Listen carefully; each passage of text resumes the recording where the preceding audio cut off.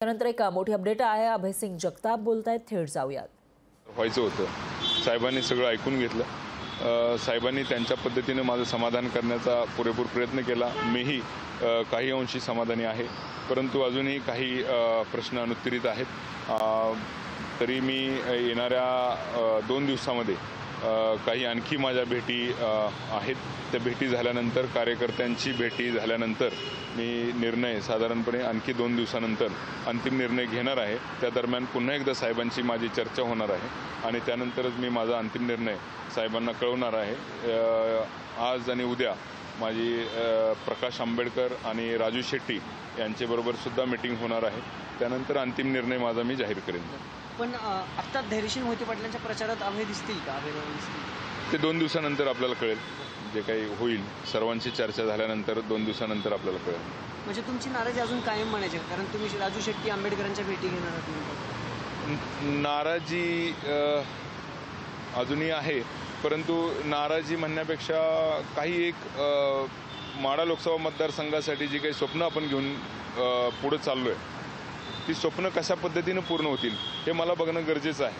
मग त्यासाठी मी उमेदवार होणार होतो. जर मी उमेदवार होणार नसेन तरीसुद्धा मला माझी स्वप्न कशा पद्धतीनं पूर्ण करता येतील याचं जोपर्यंत मला उत्तर मिळत नाही तोपर्यंत मला लढण्याची भूमिका माझी कायम आहे. त्यामुळं 2 दिवसामध्ये राजू शेट्टी साहेब आणि प्रकाश आंबेडकर साहेब यांच्या भेटीनंतरच मी माझा अंतिम निर्णय घेईन.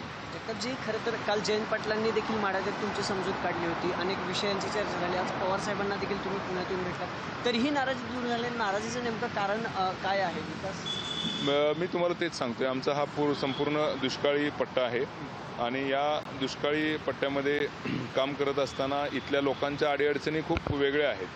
त्या अडीअडचणी समजण्यासाठी थोडंसं सर्वसामान्य घरातला व्यक्ती जर या प्रश्नांची सोडवण्याकरिता असता तर आणखी चांगल्या पद्धतीने त्याचं उत्तर मिळालं असतं लोकांना, असं मला वाटत होतं.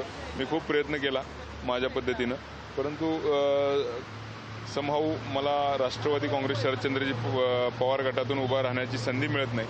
परंतु हरकत नाही, जर माझं एकंदरीत विजन जर पूर्ण होत असेल तर माघारसुद्धा घेऊ शकतो, परंतु त्याआधी मला सर्व घटकांची चर्चा करायची आहे.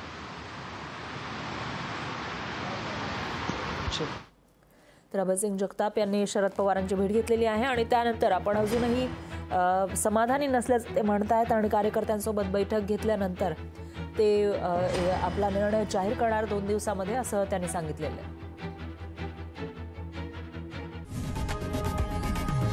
लोकशाही मराठी ऐका, पहा, जागरूक रहा.